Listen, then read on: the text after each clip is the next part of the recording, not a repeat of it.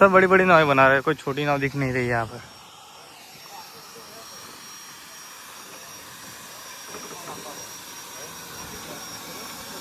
Uncle से पूछते कितने time लगता है। काका एक नावड़ी बनावता કેટલા દિવસ લાગે?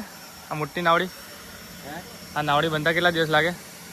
એ તો 2-3 મહિના નીકળી જાય. કેટલા? 2-3 મહિના.